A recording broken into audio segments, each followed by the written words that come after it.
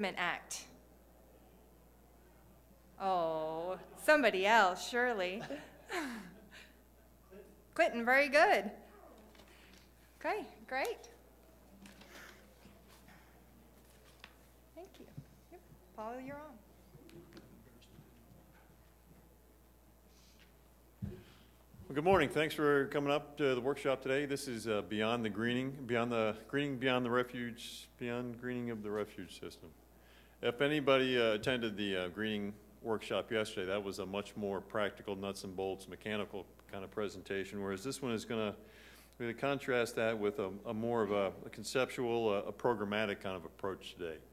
And we're going to have a couple different levels of that. We're going to start with a national perspective, and then we're going to bring that down to the regional, the refuge station, refuge level, and talk about CCPs.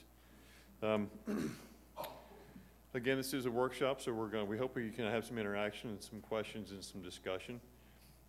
I'll introduce our speakers, and we'll take turns, and we'll kind of balance out questions and discussion as we need, and kind of keep it flexible. I don't want to get too rigid. So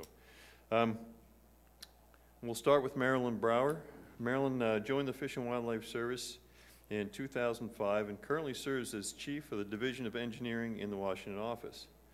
In that position, she oversees the management of the service's construction, dam safety, bridge safety, seismic safety, energy management, and environmental compliance programs. The division also provides technical support to the service, working in partnership with regional and program offices, and the Department of Interior and others. Marilyn serves as an adjunct member of the service's national climate team and has a lead role in the development of data required to move toward the service's carbon neutral goal. Kelly Cain is the director of the St. Croix Institute for Sustainable Community Development, the SCISCD, at UW River Falls right here in Wisconsin, where he has been a professor in environmental science and management for 25 years. The SCISD is one of the leading university think and do tanks in the country for entrepreneurial planning, design, development, and fine-tuning of sustainability-based business, community, and agency models. Kelly's work for the Fish and Wildlife Service is the integration of a carbon-negative, sustainable community development approach to the CCP for Malheur National Wildlife Refuge, and as a member of the Green Team for the conference. Tim Bodeen, and I'm pretty sure Tim wrote this, so take it with a grain of salt. Tim has the great honor of managing one of the jewels of the National Wildlife Refuge System, the historic and wildlife-rich Malheur National Wildlife Refuge located in the high desert of eastern Oregon. During his 20-year career with the National Wildlife Refuge System, he has served 7 different regions, refuges within regions 1 and 3, and has managed habitats from the tallgrass prairie to coral reefs to alkaline playa lakes. He enjoys airboat rides on the marsh, watching his kids grow up, duck hunting with his 2 labs, and trying to finish his honey-do list. And Tim is thrilled to be back in his home state of Wisconsin. So, go Badgers and go Pack, go.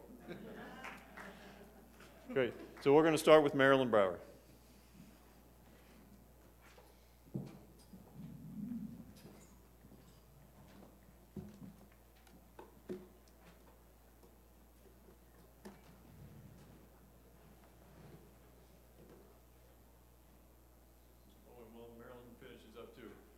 To the other ones, you know, some of these are being recorded. So one of the keys is going to be to get the audio on. So if you ask a question, we want to make sure and get that over the microphone so that gets captured. So we can either have you step up to the microphone, or I can do my Phil Donahue invitation and go running through the crowd. So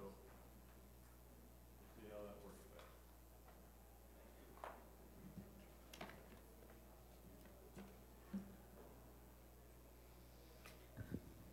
Good morning, everyone. I'm glad to be here this morning, and I just want to take a few minutes to share with you some background information that will give you a frame of reference for our discussion on carbon neutrality or carbon negativity, as well as Tim's discussion regarding integrating carbon footprint reductions into long-term planning, such as the CCP process. I'd like to begin by talking about the service's approach to talking about the service's approach to reducing greenhouse gas emissions from somewhat of a chronological account. one of the service's early milestones in the issuance of the draft was the issuance of the draft climate change strategic and action plans back in December 2008. And the strategic plan was finalized in 2010 following extensive opportunities to comment on the draft. And at the conclusion of the process, the three overarching strategies or goals remained intact. Those overarching strategies or goals are presented on the slide: adaptation, mitigation, and engagement, and greenhouse gas reductions or carbon footprint reductions, if you prefer, are addressed within the mitigation goal. For our purposes, mitigation is made up of two components: the amount of greenhouse gas that we are emitting from our operational activities, and also the amount of carbon that we are capturing, typically talking about carbon sequestration. Now, at this time, we do not have a methodology that we need to quantify carbon sequestration at a nationwide scale, but we do know that the less greenhouse gas we emit, the less we have to compensate for. So minimizing our output is a focus that we have for now. I want to clarify what I mean when I talk about greenhouse gases. What I'm referring to are the Kyoto 6 gases, carbon dioxide, methane, nitrous oxide, hydrofluorocarbons, perfluorocarbons, and sulfur hexafluoride. Carbon dioxide is the most prevalent of these gases, and for this reason, when we talk about greenhouse gases, we measure them in carbon dioxide equivalents. Generally, the quantity of carbon dioxide equivalents is sufficiently large that we measure them in metric tons of carbon dioxide equivalents, or MTCO2e. And for frame of reference, one MTCO2e is roughly the amount of carbon dioxide emitted from 121 American homes in a year, or the amount of carbon dioxide emitted from burning 5.4 rail cars worth of coal. So currently, the service has a goal of, by 2020, capturing or sequestering the same amount of greenhouse gas that we emit from our operational activities. In the words of our strategic plan, our mitigation goal is to achieve carbon neutrality by 2020. And as I alluded to earlier, we don't have a good quantitative sense of exactly how much work we have to do to reach carbon neutrality because as a nation, we're still developing the methodology to quantify our sequestration on the scale that we need to. But to address the need for methodology, the President directed the U.S. Department of Energy to develop a methodology and to do so in cooperation with the Departments of the Interior, Agriculture, Commerce, Defense, as well as GSA and EPA.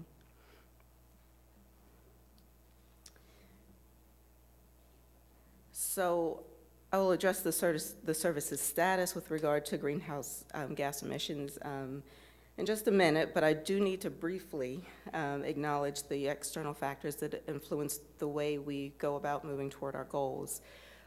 Prior to 2008, when the service issued the draft strategic and action plans, federal agencies had to observe two key legislative and one Bush administrative directive that ended up really setting the stage for the development of specific greenhouse gas management requirements. And these directives are on the screen: the Energy Policy Act of 2002, the Energy Independence and Security Act of 2007, and Executive Order 13423, strengthening federal environmental, energy, and transportation management, also 2007. None of these three directives required the management of greenhouse gases, but each addressed management of activities that produce significant amounts of greenhouse gases. So we're talking about things like fleet and procurement and facility energy consumption. In 2009, after the draft strategic and action plans were issued, the Obama administration issued Executive Order 13514, Federal Leadership in Environmental, Energy, and Economic Performance. And in this EO, for the first time, the federal community was told to manage and reduce greenhouse gases resulting from very specific and a very comprehensive list of activities. And subsequently, this has blossomed into very specific percentages and targets that we have to meet. Specific areas for greenhouse gas reductions include fleet and energy management, building design, acquisition, environmental stewardship, pollution prevention, waste elimination, and even gets into things like water management, stormwater management of construction sites. And it touches on peripheral issues such as training and how we relate to our regional communities.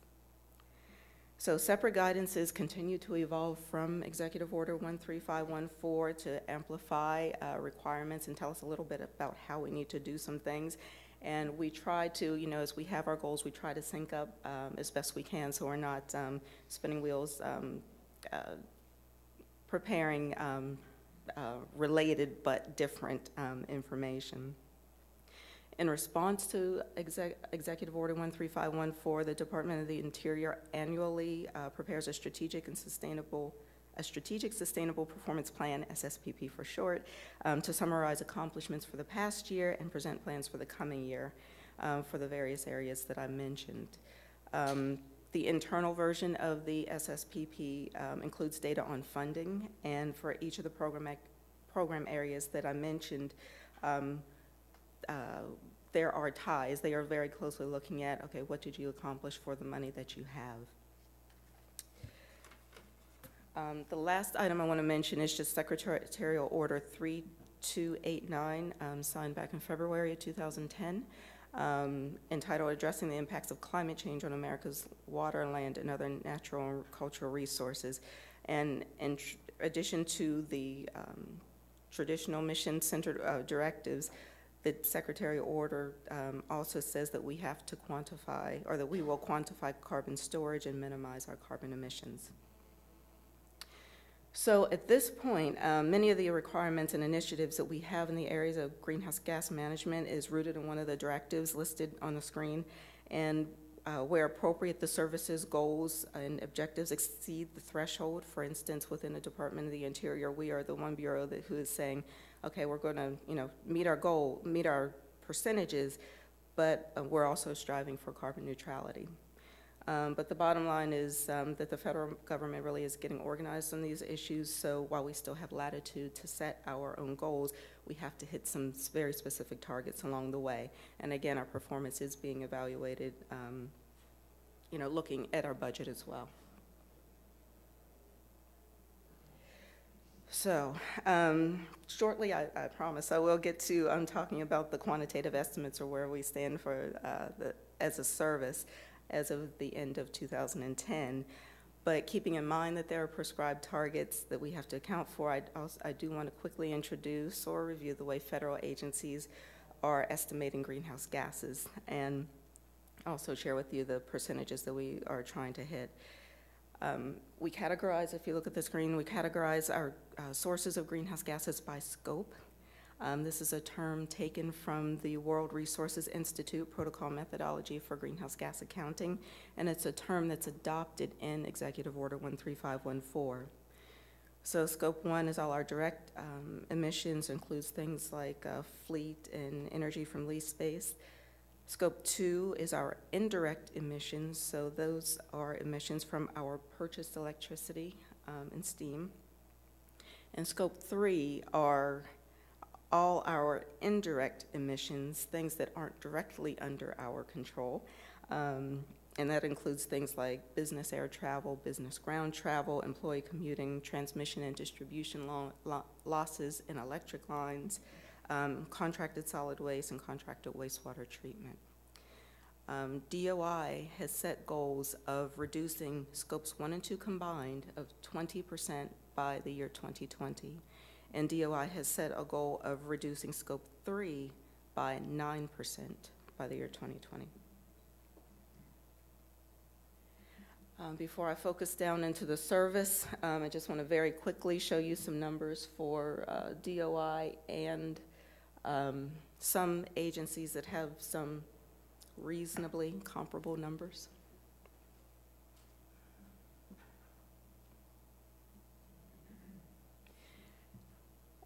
And now I hope you can read that. I want to take a look at the relative proportions of sources of greenhouse gases within the service, and this is for 2010. The information is presented by scope, again, because as we march toward carbon neutrality, there are quantitative goals for which we are accountable. As you look at the information, I will just highlight a couple of points. First of all, of course, I'll underscore that this is an estimate. There are a lot of assumptions that went into developing this information. For those of you who are familiar with the 2008 baseline report, this is going to look a little different for you. Some of the categories are different. That's because of some of the guidance that has come out since we finished up that report. There are some sources that we no longer consider. There are some sources that we now do consider. We're looking at this by scope, so of course that's going to affect the proportions. And there are also a couple of factors in the calculations that affect the percentages that we see. But do keep in mind that, I mentioned the protocol that we are following in developing the greenhouse gas numbers, but there is provision to re-estimate, re-baseline our numbers, so long as we observe the principles that are articulated in the document of completeness, consistency, transparency, and there are a couple others. So, all of our assumptions, of course, are documented. I will also add that we'll expect to see changes in the future. We're going to have to re-baseline again. If you take a look at this, numbers for things like visitor vehicle emissions are not included, and really that would belong in Scope 3. And we're talking about emissions probably within the fence line of our individual refuges. So again, there is going to be need to re-baseline in the future, but as of the end of 2010, this is where we are. The one final note I do want to make is that the chart for scopes 1 and 3 does not account for renewable energy, but when we look at where we are net, renewable energy does have to be accounted for.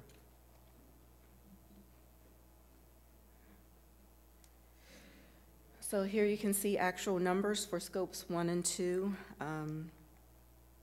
Or actually, you can see actual numbers, and you can see the comparison between 2008 and 2010, 2008 being our baseline year. For scopes 1 and 2, we have a decrease of 0.84% without contributions from renewable energy, or a minus 1.3% when you include renewable energy. You can see where the decreases are coming from. Consumed energy, fleet decreased by 3%, probably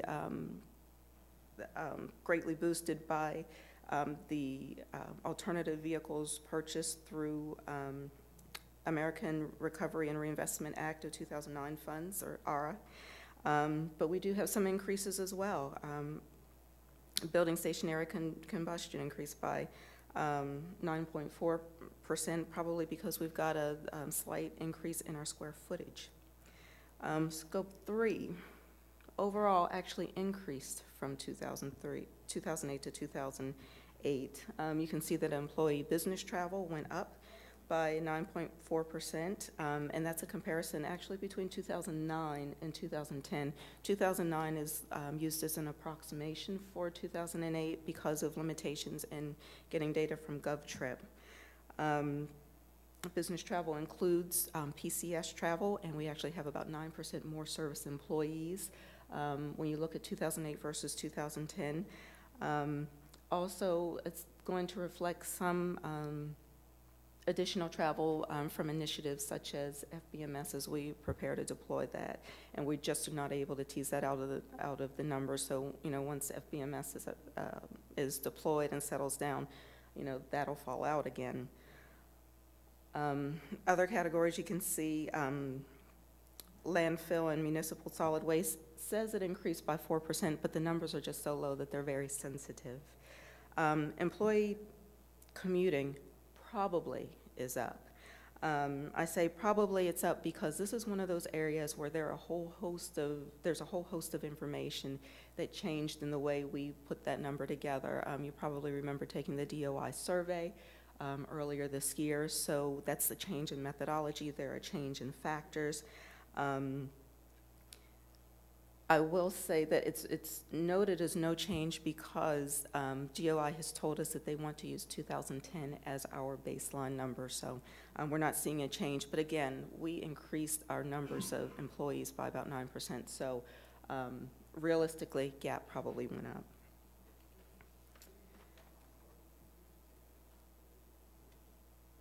So I will also note that, you're seeing these numbers, you're really amongst the first to see these numbers.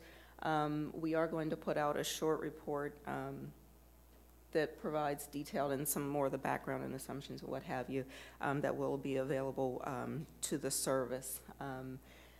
These numbers are for the end of 2010, but our numbers were actually submitted to DOI to go to CEQ for the 2010 year back in January, but because of the way some of the data was collected, teasing out some of the data at the Bureau level has been complicated. So I mentioned renewable energy earlier, and just wanted to share with you this slide. The charts we saw earlier are limited to gross data. However, renewable energy directly reduces the amount of electricity that we purchase. So therefore, as we consider overall progress for scopes 1 and 2, we have to consider the impact of renewable energy sources. And you can see how the development of renewable energy sources has a very real possibility of moving us in a greener direction. The ARA-funded renewable energy or ARA funded a number of renewable energy projects. That's what you're seeing. And the impacts of these projects completed before the end of 2010 are accounted for in the earlier numbers. But any projects that are finished up in 2011, even 2012, and will not be reflected in our greenhouse gas numbers until we wrap up those respective fiscal years and estimate our carbon footprint for those years. So just very quickly, you can see our numbers for greenhouse gas emissions by scope, the green being the targets that we need to get to by 2020.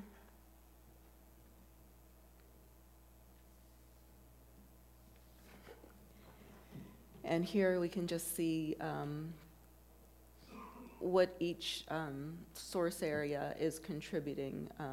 These are just the largest source areas of course, for scopes 1 and 2 and scope 3.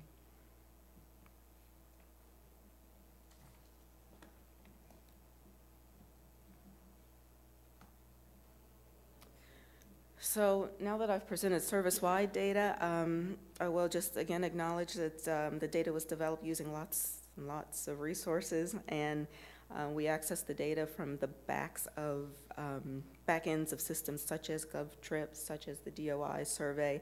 And I would love to tell you that we have a tool available for each region and field station org code available to estimate numbers, but we're just not there yet. A couple of programs within the Washington office have begun to investigate tools we can use for that purpose, but at this stage, we're trying to talk together and come up with our set of criteria that will work for all of our purposes and then match that to the appropriate tools. So it's something we're undertaking, but it's going to take a little bit of time. One tool that Visitor Services is actually looking at is being demoed here in the exhibition hall, and I hope you get a chance to stop by and take a look at that. But they're also getting a little bit of information from a couple of field stations over the next several months. So that is available in the exhibition hall. You should be able to take a look at that later today. But when we do come up with a tool, ideally we want to do a couple of things. We want to, of course, accomplish all of our programmatic objectives and needs, our annual reporting that we have to do, our visitor vehicle travel we want to be able to account for. We want to use existing sources of data so that we can minimize the numbers of data calls. For those data calls, we just have to go out with anyway, we hope to consolidate them in a tool, or to consolidate the information collection in a tool. We also would like to, and the CLEAR tool does this, look at some scenario development. If I do this, if I replace a boiler, what will the impact be on my carbon footprint? And of course, we want to make sure that if we go down a certain path, DOI doesn't tell us that won't work for them later. So, as I wrap up here, I certainly we need to continue to be intentional about employing different strategies to minimize our carbon emissions. And we heard some of those again at the greening workshop yesterday. Kelly's going to talk, tell us about a three-prong approach to move toward carbon neutrality, actually carbon negativity. But there is a real need to be intentional about what we do and prioritize greenhouse reductions, not in place of the mission, but as we accomplish the mission. But we do have to, invest in the long-range planning. We have to implement, put into action the different plans and resources that we've already developed, and I've listed a few of them here. We have to evaluate our progress, the tool that I mentioned, and the annual reporting we have to do. And then we just have to make the necessary adjustments so that we are continually improving our performance. So I will end there. Paul, I think.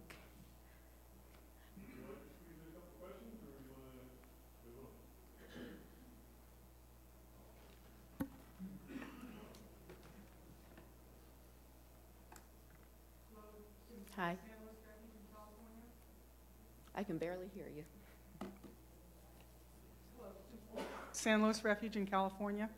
I like the idea of the Washington office focusing on the largest greenhouse gas emission sources nationwide, but I think that you need to have a subset of that at a station, that's such a large generic thing. We probably won't be focusing on employee commutes. However, we could either focus on the largest emission source for our station or focus on something that we might have some control over.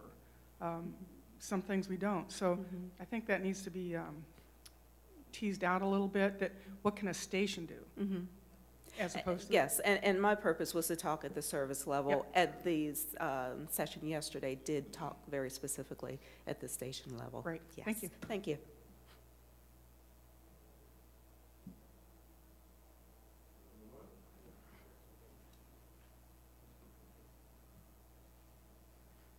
Matt Hasty at Portland Regional Office. My question, I noticed you have leasing agreements in the planning space.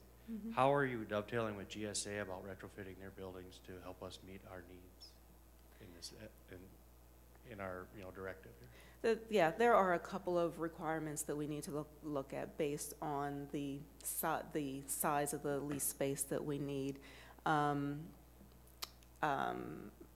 I know that there is, I've heard some language out there about the requirement to be LEED certified for lease. That is not the case. It's encouraged. I mean, if we can do it, that would be great. There are areas where we can count that as credit, but there are some very specific guidances regarding what has to be done in GSA, and of course, we're observing that as we put the new leases in place.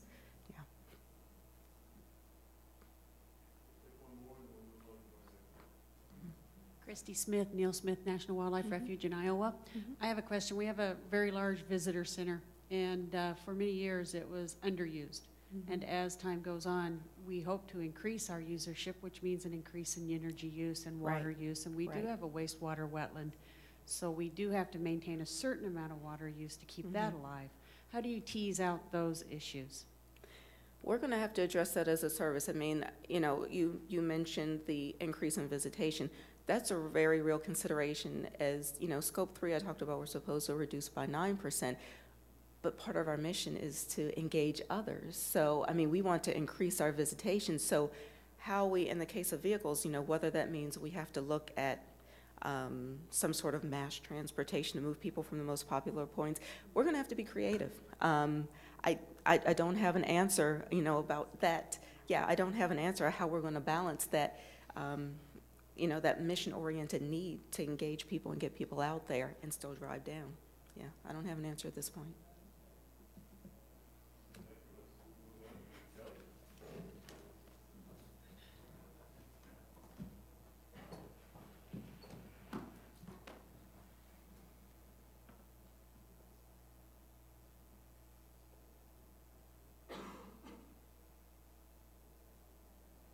Good morning.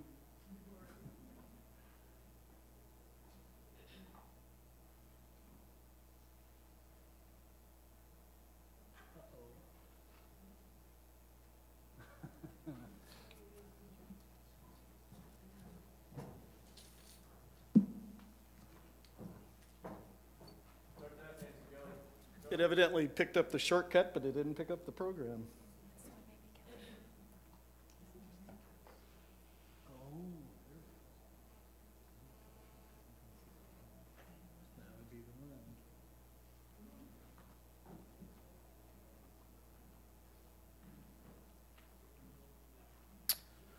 Good morning.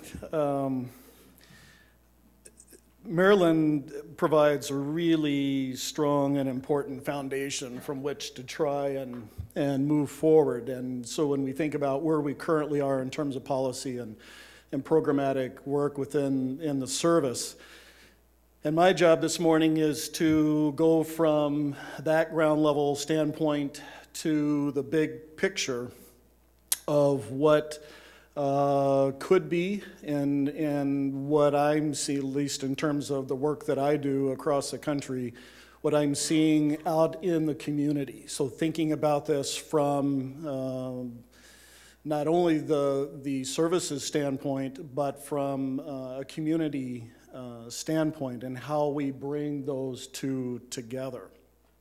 So there is no lack of controversy in regards to some of this, depending on how you go at this. Because the word sustainability, as I suspect all of you have had some experience with, can be one of the most sensitive politically trigger words that exists in our language at this particular time and culture. So it's one of those, it can be a lot of fun. And it can also be very serious. So I would like to address both the political as well as the technical side of what those possibilities could be. So I work with a wide variety of communities, nonprofits, multinational corporations, agencies around how to take a very entrepreneurial, positive win-win-win-win-win look at the challenges that face us and the future that we have ahead of us, which is oftentimes gets framed in, well, is America's best days behind it, or is it ahead of us? I'm one of those ones who I think is very much a realist about the challenges that we face, but I'm very optimistic about what the possibilities could be. So to give you one really quick example, and then I'm going to start to move fairly quickly. This is the last data set, although I think the 2010 is just about to come out. This is for the state of Wisconsin, and it is the cost of energy to the state in 2009. In 2009, the state of Wisconsin spent $23.5 billion for all energy in the state. That's across residential, commercial, industrial, and agriculture, and across all sources, fossil fuel, uranium, and renewable. We know from the stats that at least 75 to 80% of that money is leaving the state. Okay, so when you think about 75 to 80% of $23.5 billion, and we're in a state that has a $3.6 roughly billion structural deficit, this is where we are bleeding from the jugular. This is where most states and most communities are bleeding from the jugular, this and food.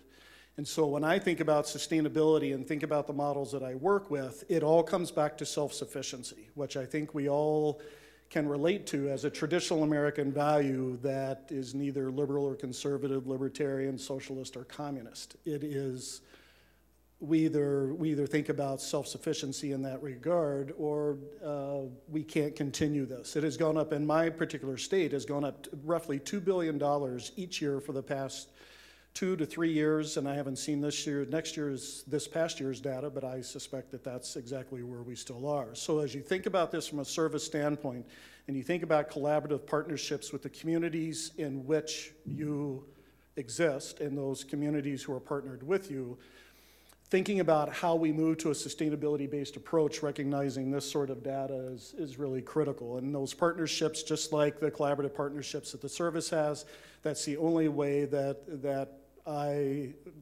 at the Institute and the university, get anything done as well.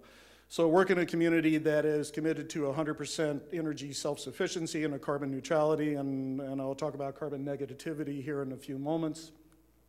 I'm chair of a eco-village committee in the two-county area in which I live, where we're building 18 LEED Platinum net zero energy homes in an eco-village neighborhood, being heavily integrated with the rest of the community. Work with a village and a school district of about 10,000 people who have committed to 100 by 25, 100% energy and food self-sufficiency by 2025, probably except for coffee.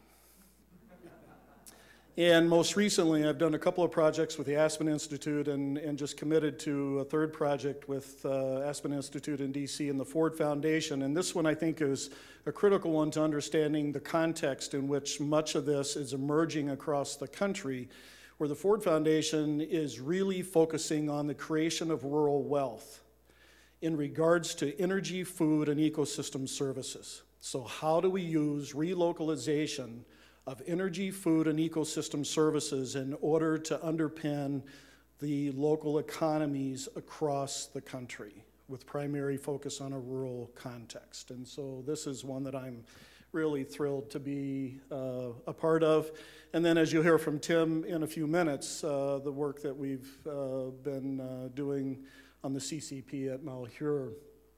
So we now, stepping back real quickly and moving forward and kind of going through where this sustainability thing has come from and where it appears that it might be going, that sort of thing. There's now 7 billion of us on a rock that's basically 8,000 miles in diameter, doing over 66,000 miles per hour, in order to make one trip around our tiny little star once every 365 days. We know that this is the test tube. So a much maybe overused image, and on the other hand, I think it's underused in terms of what we truly understand about being at 7 billion now, moving to 9.2 billion by 2040 or 2045, roughly, in terms of supply and demand on energy, food, water, shelter, clothing. Where Wisconsin, for instance, has 5.5 million people, Bangladesh, which is roughly the same size, has 125 million people. So to understand that, that would be Madison being 25 times larger than it is, Milwaukee being 25 times larger than it is, to give you a sense of where we might be going. There is a whole list of drivers that the American public is paying attention to, at least one at a time, and we tend to look at these in very siloed sorts of approaches. And the argument is, from a holistic systems thinking approach around sustainable community development, we have to think about, if we think about all of them at once, we can get depressed really, really quickly. On the other hand, when we think about them in a holistic systems approach, we understand that there are synergistic opportunities that exist in each one of these that allow us to solve multiple problems with a single solution if we're willing to chip away at some of those silos. And I just know from my own experience in the university, we have our own whole set of silos, just as I find in most other organizations. And so as we look at that whole list, and I would just real quickly, before I move away from that, the third one from the bottom, which I think is the most difficult one to solve, is the political and religious bias versus best available science, and the degree to which, if we're not willing to believe our science around climate change and around energy dependence and food dependence and water and all those other issues, then from a university standpoint, we would just as well close our doors. So, but what doesn't kill us makes us stronger, and we look for the newest and best entrepreneurial sorts of opportunities. and hopefully make sure that we see these two coming around the corner before they actually meet. So those drivers have, in the 1980s, brought sustainability forward. And again, one of the most politically sensitive trigger words. This is the most common published definition in terms of meeting the needs of the present without compromising the ability of future generations to meet their own needs. This is good as far as it goes, but it sets only the ethical boundaries.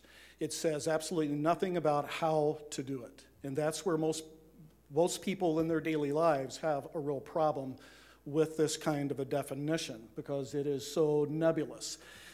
And there is evidence that not only since 2004, in which this quote came out, but even more recently, it's still there. I will tell you now, if you want to keep your property, your children, your God, if you love liberty, then sustainable development is your enemy. I'm not one, as you might guess, that agrees particularly with that statement, and I would tend to go with Mark Twain, who said, what gets us into trouble is not what we don't know, it's what we know for sure that just ain't so. And I think that, to me, says much about what the conversation that we're in about science versus political and religious bias.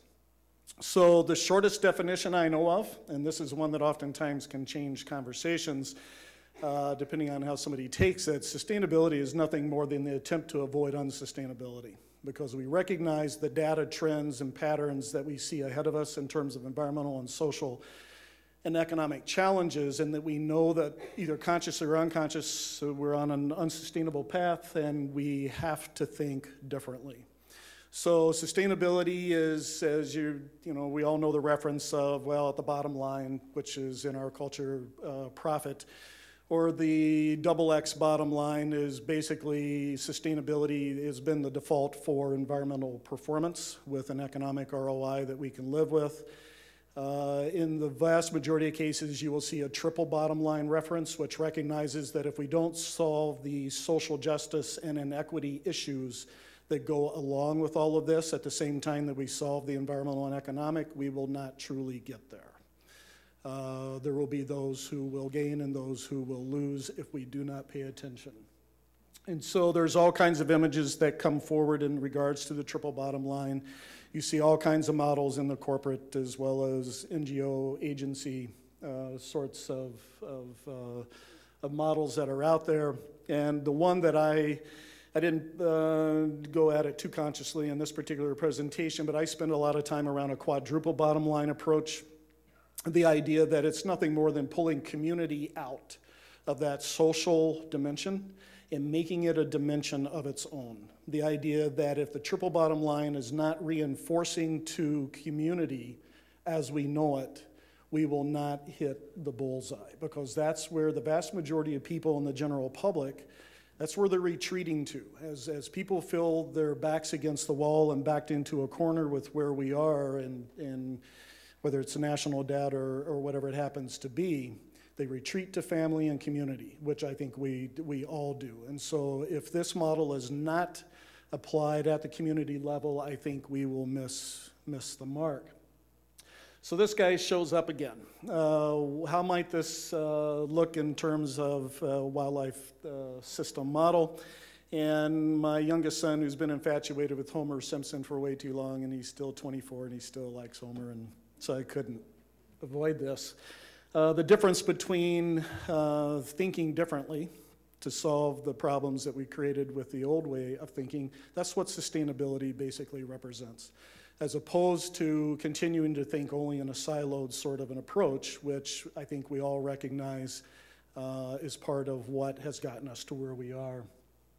So as I speak to a wide variety of audiences, and especially communities, as well as multinationals who are reframing their business model around this, it is a recognition that sustainability is nothing more than traditional American values.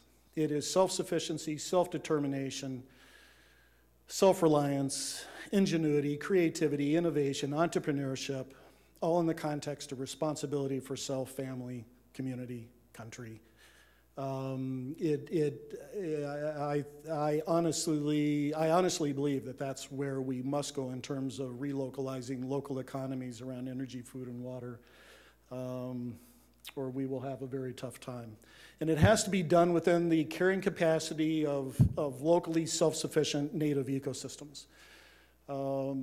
Because the further that we have to go in terms of dependence on energy and food, if we're not maximizing the assets of the local resources that we have, for instance, in terms of solar potential, of which Wisconsin has better solar potential than Germany. Germany is 10 miles ahead of us in terms of recognizing that photovoltaics is one of the premier ways to strategies to go at this. And there's absolutely no reason why we can't be doing the same thing.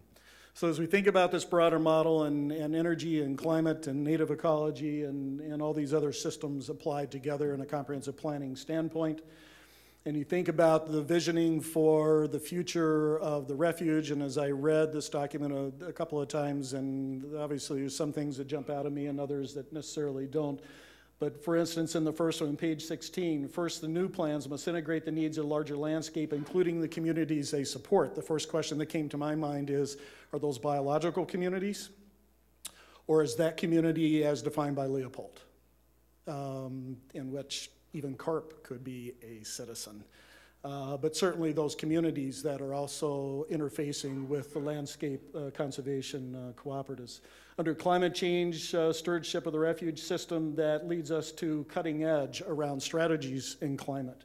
And I would argue that climate neutrality is good.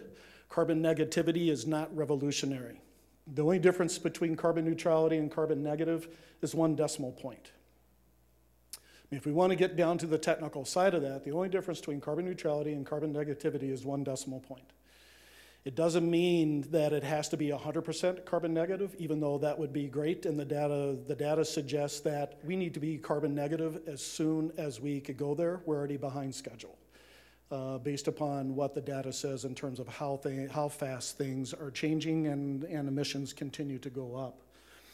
And then our commitment to the scientific excellence side of this. So when we think about the single greatest challenge to wildlife and native habitats being climate change, and the single greatest threat to national economy, if not national security, being energy, food, and water dependence in many ways, then imagine carp as a bridge to the solution. At Malheur, where we now have, and Tim's going to talk more about this, so I don't want to spend a lot of time with this, but 187,000 acres, 120,000 acres of wetlands, and somewhere between 8 and 10 million pounds of carp. An invasive species that historically we think need to be eradicated. We know we can't eradicate them. We've used a lot of rotenone, and they're doing quite nicely. So within that system, I love the Carpe Diem sees the carp logo. I'm going to pay for a T-shirt for that one. But here's where I'm going to close. And Tim will talk more to this to some degree in regards to the CCP discussion, where we bring this really down to the grassroots level. Imagine carp being a feedstock to an anaerobic digester.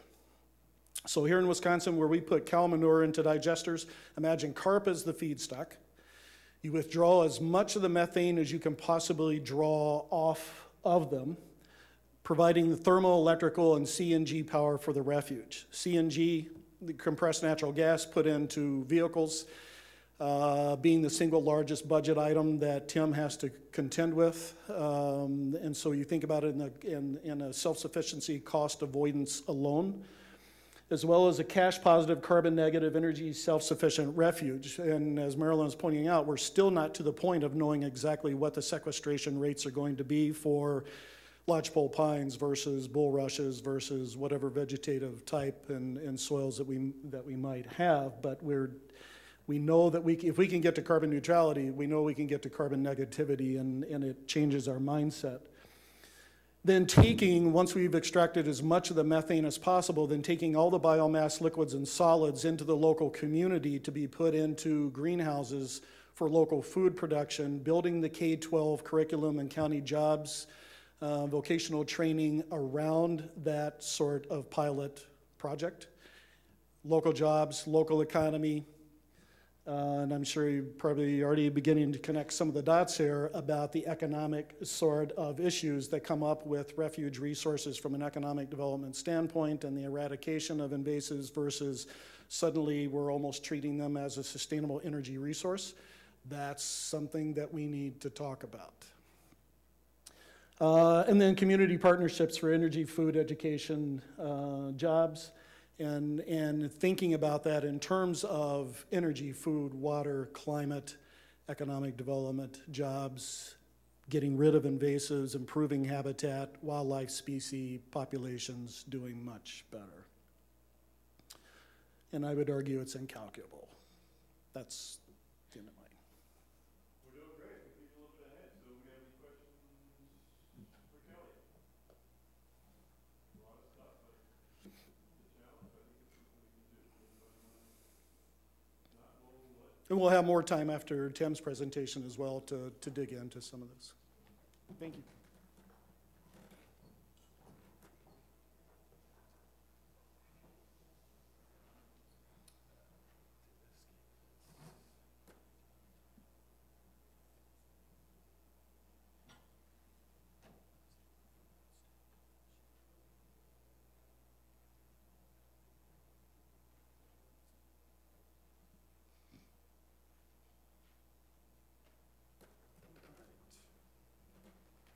Well, good morning, everyone. I'm between you and your lunch.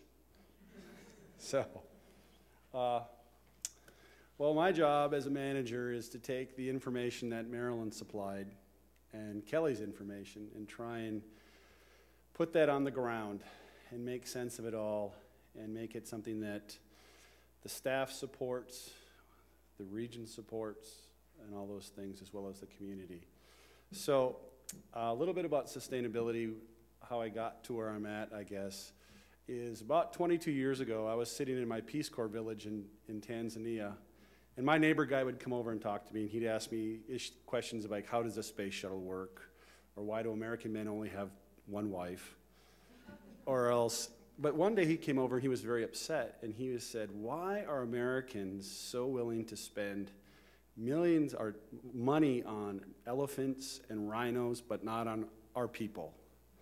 And I've always carried that quote with me because it really hit home with me that when we do things like that, we have to look at the big picture of all things. So, a little bit, I met Kelly about 23 years ago as an undergrad student, and we've kind of had this ongoing friendship and relationship through the last 23 years. And so I've always touched base with him, and Kelly has always had this, has worked in his field, and it's always been somewhat scary to talk to him at times because sometimes it's cast as kind of like this is the reality of the world, and sometimes we don't want to hear that. So anyhow, so Kelly's been a good friend, he's been a good mentor, and actually he also, my first, where I worked with him initially on a project was on Midway Island when I worked out there. He came out to participate in our right-sizing plan and kind of reviewed that and talked about ecotourism on Midway and all that kind of stuff. So that kind of built the, and these kind of issues were coming back up then, and this is in 2005, and so I've kind of carried that with me too as well. So my first few slides here, I'm just going to introduce you to Mel here because not everybody here is familiar with it, but we'll take a look at it and. Okay, Mal here is a big refuge. It's about 187,000 acres. Above that, about 107,000 acres are wet, either through just natural lakes or irrigated wetlands. And then you can see 42,000 acres of wetlands, 38,000 uplands, 50 miles of rivers and creeks. We actively manage about 85,000 acres, and that includes 2,000 miles of water delivery system. And we actually had some poor grad student out with a GPS unit last year verifying that. And we also have about 1,000 water control structures, and that his counterpart also was working on his master's in GIS, and he went through that same, they covered every acre of that refuge just about. We have 500 miles of roads with 15 bridges, 6 dams with fish ladders, 1 reservoir. We have about 40 facilities, everything from offices to restrooms.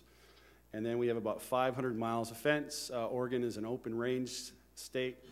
I have to fence out my neighbors or else their cattle can wander onto us. So that's one of our biggest maintenance challenges. And this is all done with 16 people. So it's about 11,000 acres per person. So it's a lot of work. We're located in southeast Oregon, near the city of Burns, which is, and we're about 45 miles south of that out in the country. We're about 2.5 hours east of Bend and about 3 hours west of Boise. So it's cattle country. Oh, okay, back here, refuge purposes, this is why we're here and what we do. So the refuge was bought in 3 big chunks. The lake portion was first in 1908. It's basically, if you read all 3, it's do good things for birds. So we try our best to do that. So this is just some local species that we see on a daily basis. So it's just a nice picture. It's always nice to have a lot of wildlife pictures and PowerPoints. Because believe me, I have a lot of text coming, so. Okay. Another thing about Malheur, early in 2000s, Malheur was selected as a site to employ the environmental management system. This is actually through Marilyn's shop in DC. And what it is because of the size of the infrastructure of Malheur, it was selected. And so what it is we've built an environmental management plan where you write down your goals, your indices, your aspects, all these different things to try and get you to where you want to go with these issues under the umbrella. So we track all our recycling, we track our water, our hazardous waste, green purchasing, safety issues, energy efficiency, solid waste, and fuel management are all under this umbrella that we track on an annual basis. And this requires that the staff be trained every year on this approach, as well as we go through green purchasing every year. So we've implemented that for almost a decade now. It needs continual renew, and as we try to achieve things, we suck a lot of energy at Malheur. In fact, the 2010 energy audit came back yesterday, and I almost fell down because in 2010 we used about 1.4 billion BTUs. So the refuge stretches about 70 miles, so we have 3 substations that have staff at it as well as headquarters site. So to and from operating heavy equipment, vehicles, we do use a lot of energy. And in Eastern Oregon, there's a culture that you got to drive your rig, and your rig's got to have 4-wheel drive, and it's got to be a big truck, and it's got to burn diesel. And so part of it is working through the cultural aspects to look at smaller, more efficient vehicles, but yet having the capacity to still do their jobs. So, because at that distance, every one of our maintenance guys, their truck acts as their shop as well. So they have to have some of the tools to be able to do their jobs. What EMS does for us, a little bit like I explained, it's a systematic approach where we plan, measure, and report our environmental performance. Provides a framework for assigning responsibilities. So we have an EMS team at the refuge. We dole out who does what on an annual basis, and we kind of work through that. And for those folks in Region 1, Carlton Morris in engineering is our contact for that. And so he was actually out last week and did an audit. So found some dings, and we'll have to work through those as well. Okay, and I guess this is the real meat and potatoes. About 7 years ago, the regional office said it was Malheur's turn to start their CCP. Given the history of the refuge in Harney County, the refuge primarily through the 40s to the 70s was managed as almost a ranch. Almost 100% of the refuge was grazed that was grazable. And then in the early 70s, management changed. A manager came who was asked to clean it up and get it back to what Wildlife First mission was. And so it left it caused a lot of controversy, and the staff and that manager really went through the ringer for decades over this issue. And so when the Malheur was told it was time to start their CCP, the refuge staff responded that they wanted to start putting together the right people to get this plan in place. Our sister agency, BLM in Burns, and the Forest Service, almost every plan they put out is litigated and ends up in court. So the goal was to try and put the pieces in place and the people in place to get a plan that could be put through the system and actually be beneficial and not end up in litigation. So two things happened. The staff started working on creating this comprehensive group. They brought in the Blackfoot Challenge folks actually to help them form what they call the community forum, the High Desert Partnership. And in concert with the Refuge, some staff were very involved in development of that group, and that group serves as a neutral forum to discuss issues. And so for about 5 years that they formulated and finally got it done, and the time was right to start the CCP. So it was decided that we would use the collaborative governance model to bring as many partners to the table to discuss this on the opposite ends of the spectrum of what they thought the refuge should be in the future. So this is just a laundry list, and most of you folks have the same laundry list that, you know, you have your state partners, your tribal partners, all the societies and organizations. Probably the key there is the private citizen portion. And what this refuge spent a lot of time doing was trying to find those key citizens that represented a larger group. So if you brought on a rancher, you found a rancher that had good standing in that ranching community, who by his presence at the meeting gave that process integrity and helped build trust. So they went through that process, got the right folks at the table. So right now, we have about 60 people at the table. And what we do is every time we write anything or we meet, it all goes on a SharePoint where they can go into it, see the document as it's growing. Typically, like we just went through, we're at the point in time now where the draft is being cleaned up and ready for publishing. So everybody's been happy. The whole group has signed a document actually that says that together we wrote a vision for the refuge. All 60 partners have now signed that document, which was really amazing to get all of those folks. And much like Jim Stone said from the Blackfoot Challenge, we kind of use that same model that we can agree to 80% of the information, but it's that 20% that really is a sticky point. And for us, our sticky point was we have a haying and grazing program on 16,000 acres of the refuge that is used to maintain shortgrass meadow for early migration and sandhill crane habitat.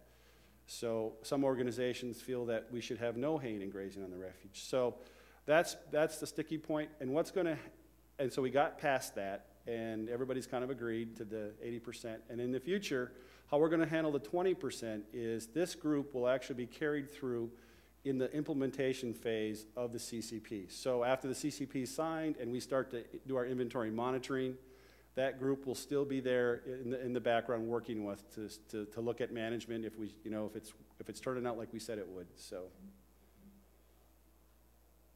all right. And this is kind of the setting of our CCP and what we've done so far. Harney County is about 10,000 square miles, and it's bigger than 3 states. And only 7,000 people live in the county, and over 70% of the county is in federal ownership. Forest Service being the largest federal owner, as well as BLM, and then ourselves coming in at the mere 187,000 acres. And it has a very high unemployment rate of about 17%. Burns used to have the largest indoor sawmill in the Northwest. Locally, if you talk to folks, because of spotted owl policy, of course, the mill was shut down for those reasons. So there's not, for some folks, there's not a real love of the federal agencies. So, but that's kind of the setting and how we work into that community to make our relationship with it beneficial on many levels is our challenge. So much of the staff at Malheur has been there a long time.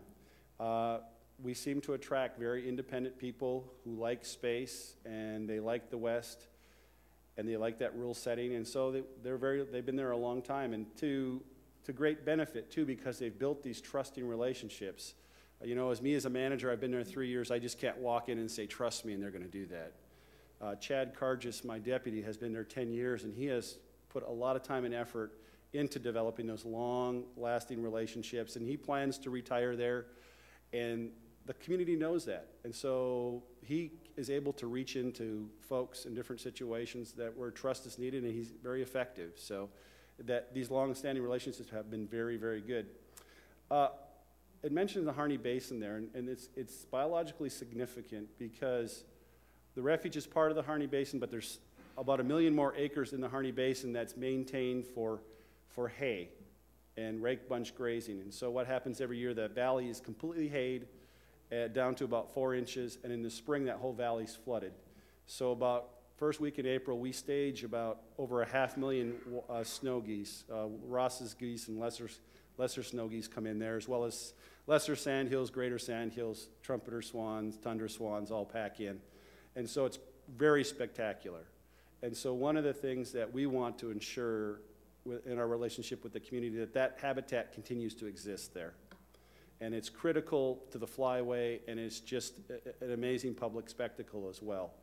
And it's also our bridge to several ranchers who see the birds. You know, they're not for or against, but they're neutral. If they use my landscape good, we don't have a lot of folks who are inviting people onto the landscape to see the birds. They're still very much aloof on that regards. But it's biologically significant, so we want to build those relationships. And since the county's 70% ownership is federal, there's not, the county, I would say the county government is not very excited about federal government buying any more land. So that's kind of that's one of the relationships we and the tools we have to work with is how do we protect the rest of that valley for its biological significance. Okay, a little bit with Kelly. As we started our CCP, we talked about this as a staff, and we decided to invite Kelly out for a 3-day workshop for him to familiarize himself with the refuge in our facilities, as well as give our staff a presentation about just what you guys are watching and talk about sustainability in whole communities and how we could grow outside our refuge boundaries to be more effective in the local area and on a variety of levels. So, and then I took Kelly to the 2010 Greening Conference that was held in Portland, and he got a chance to listen to all the DOI initiatives and practices, as well as sit in on several EMS sessions with Marilyn's shop. So we gathered all that information, and then we sat down, we started to write. So I worked with Kelly and to write and kind of hone our philosophy, our goals, and kind of our actions that we would like to try and move through the next 15 years. So our philosophy that we kind of settled on in our draft document is if we're not part of the solution, then we risk becoming irrelevant, if not disposable. And the reason that rang true to our staff is because in the local community, when that refuge went from a working ranch almost to a refuge, in many, many people's eyes, it became irrelevant. You know, it's something that had no longer use, and we're trying to take that feeling and how do we work that into the future to make us part of the solution so the local public doesn't see us as irrelevant, that we are part of the community and that we are helping build the economy of the county. Also, our sustainability goal is integrating our conservation-based mission with best available science. The refuge will become a leader in advancing the best design and management practices for innovative, sustainable refuge and community development opportunities.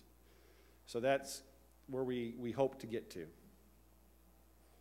And these are just kind of the pictures here are some of our focal species. So we're worried about, you know, we have everything from the spotted frog to the red band trout to those quintessential ones as canvasback and those things. All right, and then this is the actions that are common to all CCP alternatives, what we have in right now. Kelly talked about carbon negativity. Carbon negativity is probably the way to go. So trying to blend that to reach our policy goal of carbon neutrality, as well as striving for the carbon negative, and meeting and exceeding all energy and material efficiencies, effectiveness, as defined by policies. And then one of the things we need to do is establish performance benchmarks. EMS is a great tool for that, and as a first critical step is to start building that environmental management plan to build those things into it. And now in talking to Chris across the hallway yesterday with that, the acronym is CLEAR, but that program too will provide great benefit to help measure other indices we need to measure. We need to complete an energy and material use. Last year we were given Tier 1 funds, so we had an energy audit completed as well as new doors, windows, thermostats for those stations that went through the same thing. So we got that completed on all our facilities. But one thing we need to find out what our carbon footprint is, and then also find out what our potential is for sequestering carbon so we know where we need to get to. So that's information that's really needed in the future. We want to build our sustainability-based approaches into partnerships, contracts, and other stakeholder efforts. That is done through EMS currently. When we take on a service contract, we give them the EMS information, and they're asked to use renewable products and all those things as they do their job on the refuge. So there'll be much greater work done in that. A lot of it is training. We need to provide our staff and our stakeholders training on sustainability as well as social justice and equality, community development, and partnership and performance standards. So those are things we want to build in there as well. And then we want to develop the projects on the station to refit and right-size our facilities. Most of our facilities were built by the CCCs that we occupy, so they're almost 80 years old, and so they have their own energy issues themselves. So, and then infrastructure, fleet management, all those big things that really are our energy sucks. So we want to try to start addressing. And then we're going to, the methods to do that is through our RON system, or the Refuge Operation Needs, deferred maintenance databases, and other opportunistic and entrepreneurial funding sources. So that is kind of where we're headed with the alternatives. There's a bit more guts in our CCP draft than I've given. This is kind of a thumbnail because, I didn't want to put up pages and pages of text here, sorry. So, and then that's it with questions, so. Oh, come on. There's got to be something out there. Christy, get on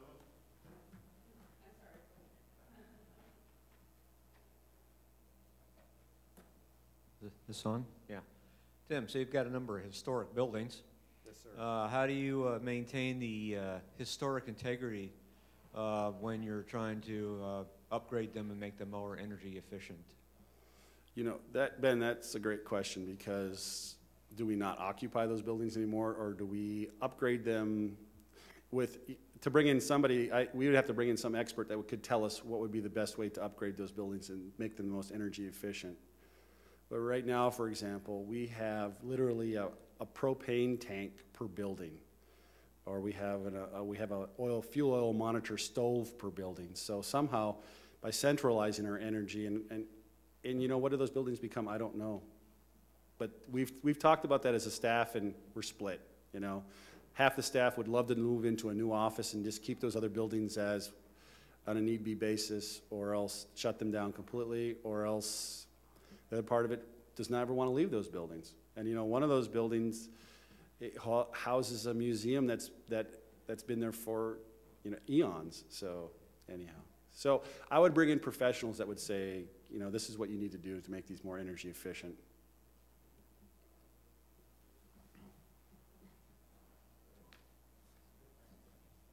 Morning, Tim. How would you go about measuring your carbon footprint and your ability to sequester carbon?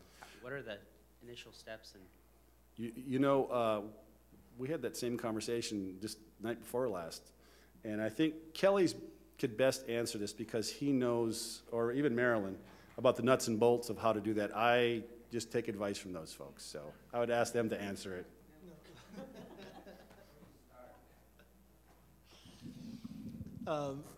Honestly, Marilyn would be the appropriate one to answer this, especially in terms of the frameworks by which carbon footprinting is being done now. So it is going, as Marilyn had pointed out, it's a matter of going through whatever the standardized system is for scope 1, 2, and 3, and then on a incremental basis figuring out the highest priorities from a vegetative and soil sequestration standpoint, figuring out where the biggest bang for the buck is in terms of what you audit first. And that is where I think, and this is where I need to be really careful because I'm not as familiar as I need to be as quickly as I can around the vegetative carbon sequestration research that has been done in the service or across the federal agencies to begin with. So I can't sit here and tell you what the sequestration rates are for cattails versus junipers versus whatever it might happen to be. You know, if you're looking at southern, one reference, southern yellow pine in the southeastern part of the country, generally 1 metric ton of carbon per acre per year is what you typically get in a plantation style woodlot. So until we know what those baseline sequestration rates are for a wide variety of vegetative and soil types, we're way behind in that ability. So I don't mean to skirt your question, but there's a lot of depends on sorts of answers there.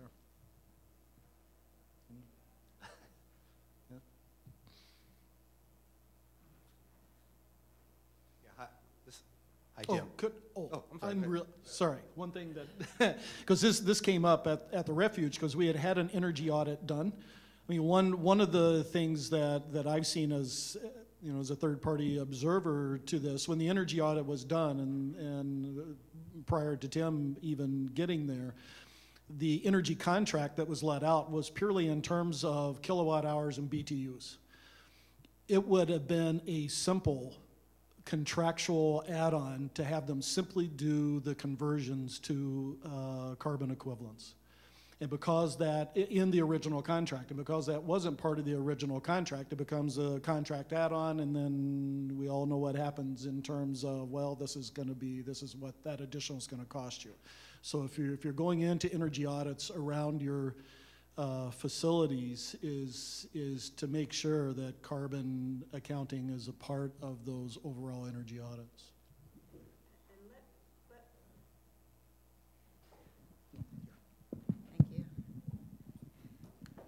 And let me also encourage you, just because we don't have a number for your carbon footprint at the field station, that doesn't mean you should stagnate. We know that facility energy is the big hog at our field stations. So the way we look at it within the service is, you know, implement tier 1, 2, and 3 approaches. First tier being your weatherization, second tier being your major mechanical systems, third tier being your renewables. Now, I say third tier for renewables, but if you have the opportunity, if you have money to do a renewable, I'm not saying, well, don't do it because your weatherization isn't done. Just recognize that you're not going to get the greatest impact from that renewable until your weatherization is done, until your major mechanical systems are done. So again, don't stagnate just because you don't have a number for the carbon footprint. And as well, you know, a number of facilities have now had energy audits. Don't allow that to be just a report that sits on the shelf. You need to go ahead and follow up on whatever those findings were, or whatever those recommendations were. If it's something where you have to put it into SAMs, you know, go ahead and put it in there so that it is on the radar and possibly can get the funding that it needs. If there's something you can do by force account, you know, but that is a really great resource, your energy audit. So if you haven't had one, you need to get one done. There are a number of power companies out there who will work with you to get those done. So again, that is probably the best thing that you could do.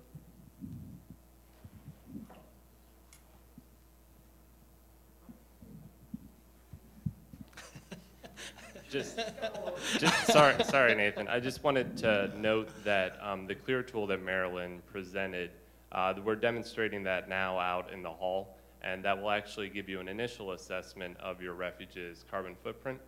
So if you wanted to stop by, I can sort of explain that a little bit further. Thank you.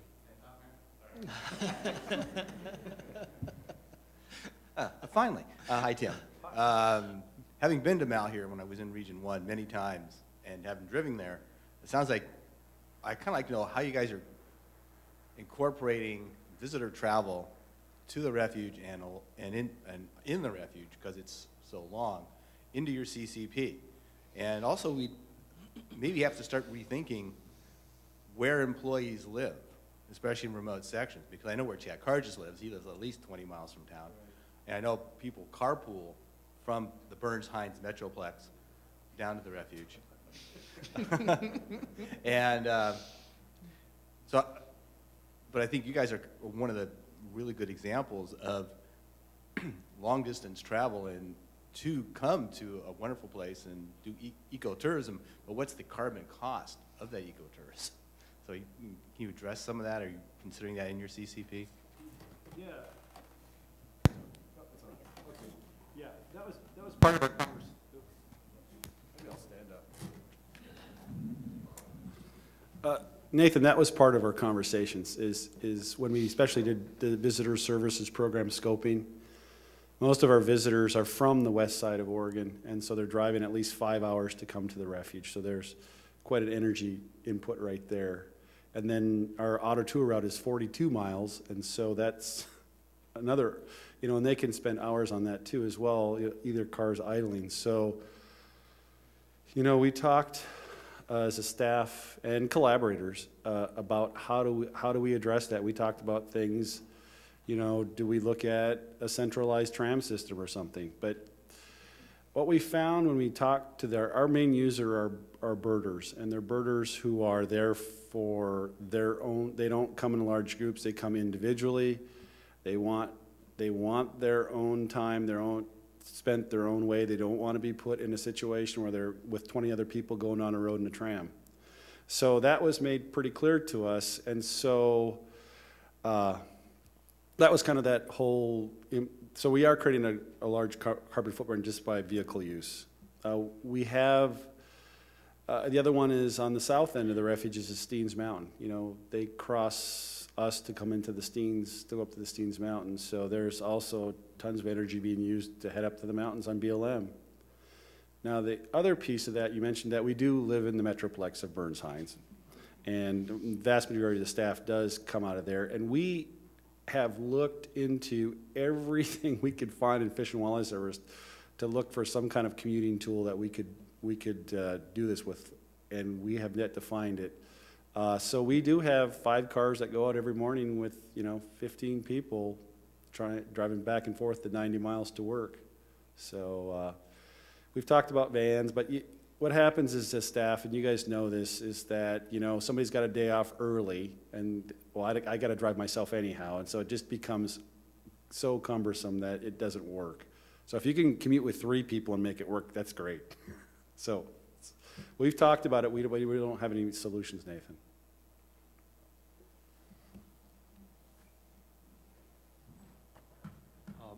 Matt Hasty in Portland Regional Office, and I don't know if this is so much a question or a comment, but is there any effort put forth in the DOI to challenge the 3 automakers to make to come up with fleet vehicles for Department of Interior that are more environmentally friendly, rather than just looking at, because it's kind of in reference almost to Tim's comment that we go out there, we look, and we don't see too many options that are working.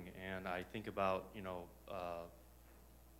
the power of the federal government in past crisis to go to corporations and say on a performance-based contract and say we need this type of vehicle that performs this way, that to these standards, that would actually help the automakers in their next step into what they're going to be producing for the American public. Is there anything like that afoot, or any thoughts, or anybody even talking about that?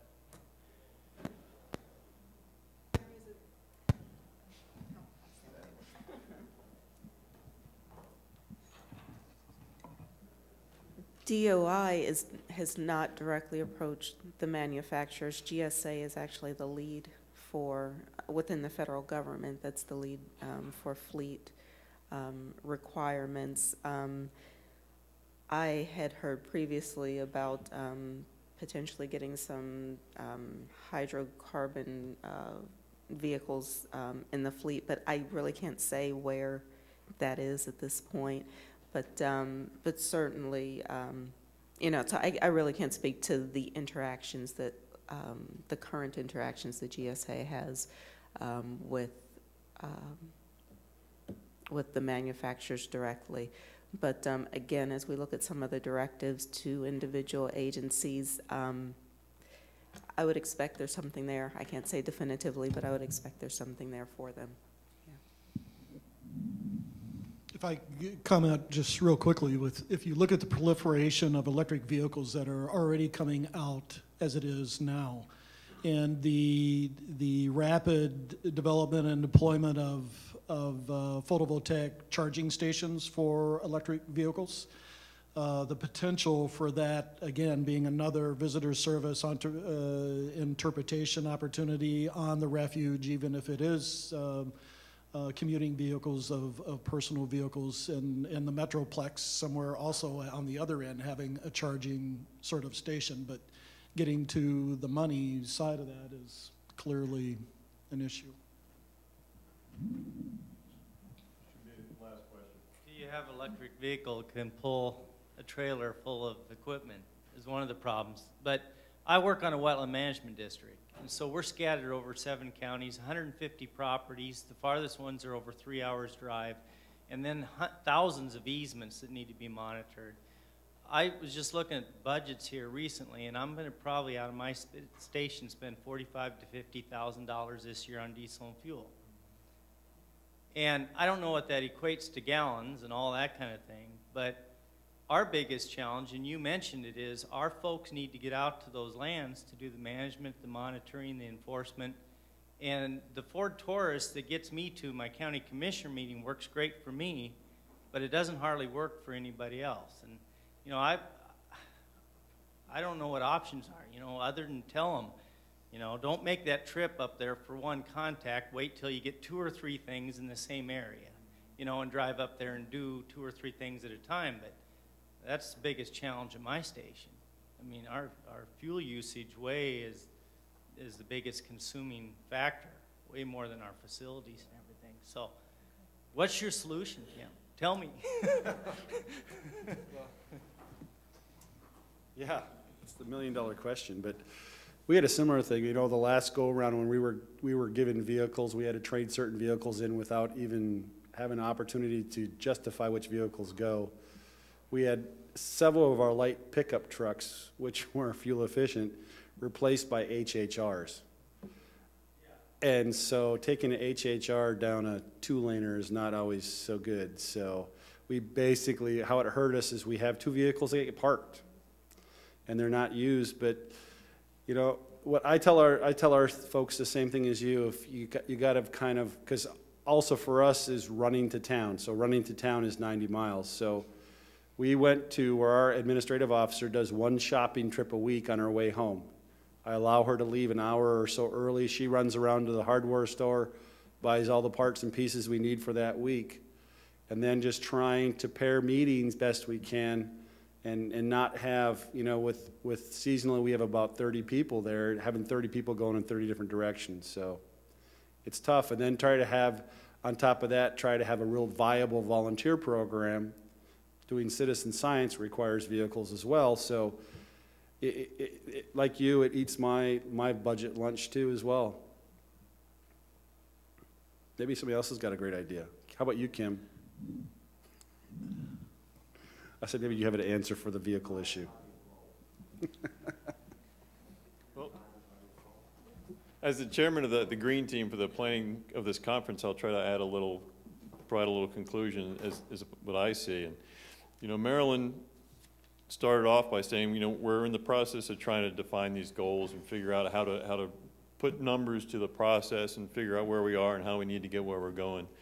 And then Kelly told us we've got a long way to go, and it'll take some effort on our part. The good news that I see is that I don't know anybody here or anybody in the service who comes to work to do the minimum job. Marilyn said this is the minimum standard we need to meet, but I don't know anybody who comes to work and say, I'm going to do just what I need to do today. We can go beyond that. We don't have to stop at the minimum. We won't stop at the minimum. And I'll also add that I think when Marilyn laid out those tiers, I think there should be a 4th one, and that should be behavioral. And I think that's where all of us can start immediately, right now. Just think, be deliberate in how we do our jobs. Think about what we do. Is this the best way to go about it? And I think collectively, in a process, that's what Tim is doing. Is this the best way we can do it? So I encourage you, individually, as refuges, as a service, let's not just do the minimum we can do. Let's take that beyond And I'm actually very excited about all this kind of stuff. So I want to see where we can go and what we can do. So thank you for coming. And as Tim said, go out and do good things.